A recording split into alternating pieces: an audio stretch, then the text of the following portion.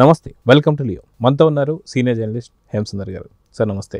నమస్తే అండి. సార్, మనం చూసుకుంటే ఓ పక్క కూలీ, మరో పక్క వార్ 2 రెండు కూడా ఆగస్టు 14న పోటాపోటీగా రిలీజ్ కాబోతున్నాయి. రెండు కూడా పాన్ ఇండియా సినిమాస్ లాగానే మనం చూడాలి.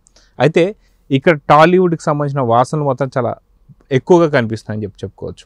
అటు వార్ 2లో ప్రధాన పాత్రలో మనం చూసుకుంటే జూనియర్ ఎన్టీఆర్, అదేవిధంగా చూసుకుంటే ఇక్కడ కూలీలో వచ్చేసి నాగార్జున గారు. సో రెండింటికి సంబంధించి ఒకే రోజు రిలీజ్ అవుతున్నా సరే, ఒక కూలీ సినిమాకి సంబంధించి ఏమో మేము ట్రైలర్ రిలీజ్ చేయమని చెప్పేసి అంటున్నారు. ఇక్కడ వార్ 2కి సంబంధించి ఎటువంటి అప్డేట్స్ అంత పెద్దగా లేవు. సో కాకపోతే ప్రతి ఒక్క ప్రేక్షకుల్లో భారీ అంచనాలు మాత్రం ఉన్నాయి. సో ఈరోజు మౌనిక ఒక సాంగ్ రిలీజ్ అయింది ఇప్పుడే. ఆ పాటకు సంబంధించి ఏం చెప్తారు, వార్ 2కి సంబంధించినటువంటి ఒక అప్డేట్స్ ఏంటి అంటే ఏం చెప్తారు? అంటే ఒక విధంగా చెప్పాలంటే అండర్ ప్రమోషన్ అంటారు దీన్ని. ఎక్కువ ప్రమోట్ చేస్తే చాలా తిప్పలు వస్తాయి. అందుకని చెప్పేసి ఇటు వీళ్ళు కూడా తగ్గించేస్తున్నారు, వాళ్ళు తగ్గించేయాలని నిర్ణయించుకుంటున్నారు. అందుకని వాళ్ళ మౌనిక పాట తమన్నాతో జైలర్ 2లో నువ్వు రావాలయ్యా నువ్వు కావాలయ్యా అది పెద్ద హిట్ అయిన సాంగ్. ఇప్పుడు పూజ హెగ్డేతో ఒక ఐటెం సాంగ్ మౌనిక అనే పేరుతో సాంగ్. ఇది సాంగ్ అయితే అనిరుద్ధ్ రవిచంద్రన్ మ్యూజిక్ డామినేట్ చేసేసింది. అంటే యూత్ని ఆకట్టుకునేలాగా ఉందనుకోవచ్చు. ఒక్కోసారి ఏమవుతుందంటే వినగా ఇదే పాటలు పెద్ద హిట్ అవుతూ ఉంటాయి. గజిబిజిగా అనుకున్న సాంగ్స్ అని పెద్ద హిట్ అయిన సాంగ్స్ ఎక్కువ ఉన్నాయి. ప్రేమికుడి సినిమాలో చాలా గజిబిజిగా ఉంటాయి, కానీ అది మ్యూజికల్ హిట్ అయింది. ఇప్పుడు ఈ మౌనిక సాంగ్ అంటే తమన్నా సాంగ్తో కంపేర్ చేసుకుంటే తమన్నా సాంగ్ పెద్ద హిట్. అది నువ్వు రావాలే నువ్వు కావాలే ఆ పాట కూడా అర్థమవుతుంది. ఇక్కడ మౌనిక అనే పదం తప్పితే మనకి ఇంకా వేరే అర్థం ఏం కావట్లేదు. ఓన్లీ మౌనిక ఓహో మౌనిక అన్నట్టుగానే కనపడుతుంది తప్పితే ఈ తర్వాత ఏం తెలియట్లేదు మనకి. కాబట్టి ఈ పాట పరంగా చూసుకుంటే వాళ్ళు ఈ పాటని రిలీజ్ చేసుకున్నారు.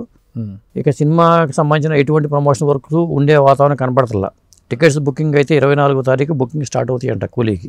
ఆగస్టు 14ని సినిమా రిలీజ్. అంటే 10 రోజులు, 24 అంటే ఇది ఒక 20 రోజులు ముందే బుకింగ్ స్టార్ట్ చేస్తున్నారు. పైగా కూలీ సినిమా అంటే ఖచ్చితంగా ఈ సాఫ్ట్వేర్ కంపెనీలు వీళ్ళు సెలవులు పడించేస్తారు. రజనీకాంత్ సినిమా ఎప్పుడైనా వస్తుందంటే కొన్ని కంపెనీలు సెలవులు పడించేస్తూ ఉంటాయి. అది ఇంటర్నేషనల్ వైడ్గా కూడా చాలా చోట్ల ఆ పరిస్థితి ఉంటుంది.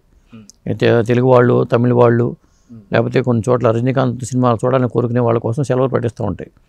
ఈ సినిమాకి సంబంధించి ఇలా ఉంది. అయితే అదేవిధంగా చూసుకుంటే కూలీకి సంబంధించి గతంలో తెలుగు ఇండస్ట్రియల్ హిట్ కొట్టినటువంటి ఒక రంగస్థలంలో జగేల్ రాణి.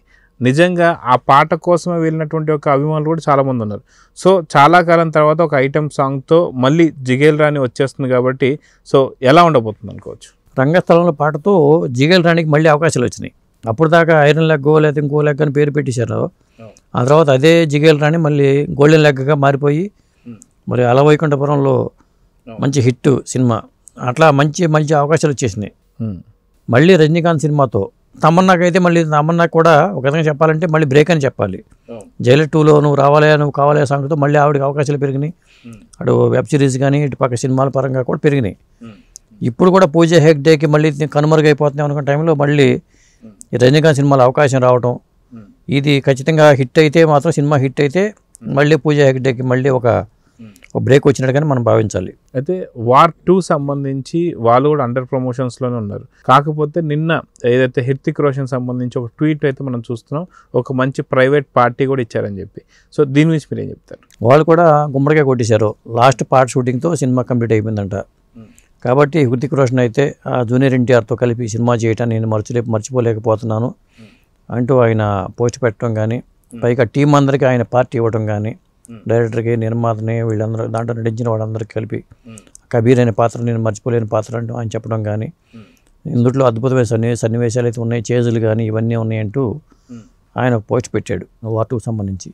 ఇట్లా పోస్టుల పరంగా ఇవి కనిపిస్తున్నాయి కానీ వాళ్ళు కూడా పాటల పరంగానో లేకపోతే ఫస్ట్ సింగిల్ సెకండ్ సింగిల్ ఈ టైప్లో వాళ్ళు కూడా ఎక్కడ దూకుడుగా లేరు. మరి ఒకవేళ ఆగస్ట్ పోటీ కూలీకి భయపడుతున్నారా వార్ 2 టీము అనేది తెలియట్లేదు. లేదా వార్ 2 టీంకి కూలీ టీం భయపడుతుందా?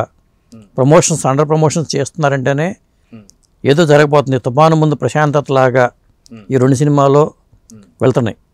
సినిమా రిలీజ్ టైం దగ్గర పడుతుంది, 4 రోజుల దగ్గరలో ఉంది, కానీ చాలా స్లో స్టడీగా వీళ్ళు ప్రమోషన్స్ అని అట్లా ఉన్నాయి, అండర్ ప్రమోషన్ చేస్తున్నారు. అయితే ఇటు కూలీలో నాగార్జున గారు కావచ్చు, అటు వార్ 2లో జూనియర్ ఎన్టీఆర్ గారు కావచ్చు.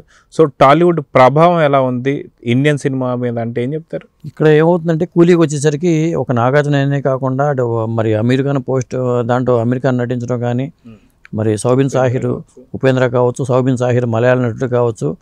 ఇలా చూసుకుంటే భారీ తారాగణం ఉంది కూలీలో.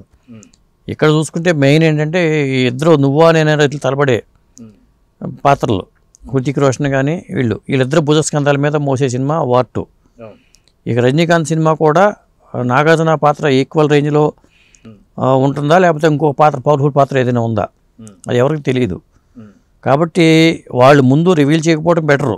వార్ 2 గురించి కానీ కూలీ గురించి కానీ సినిమాకి ఎంటీ మైండ్తో సినిమా చూసి ఈ 2 సినిమాలు ఎలా నేను జడ్జి చేస్తే కరెక్ట్ జడ్జిమెంట్ వస్తుందండి. లేదా ముందే ఫిక్స్ అయిపోయి ఇది ఇలా ఉండబోతుందని ఆ లియోకి ఎంత ఊహించుకున్నట్టుగానే ఈ సినిమా కూడా ఊహించుకుని వెళ్తే డిసప్పాయింట్ అయ్యే ప్రమాదం ఉంది. కాబట్టి వాళ్ళు కూడా అదే ప్రిపేర్ చేసుకుని వెళ్తున్నారు. సో చూద్దాం సార్, ఖచ్చితంగా మౌనిక సాంగ్ మాత్రం మంచి హిట్ అయితే కొట్టేసింది. అదేవిధంగా వార్ 2కి సంబంధించిన అప్డేట్స్ ఏమైనా వస్తాయో లేదో అనేది చూద్దాం. మరి నమస్తే అండి.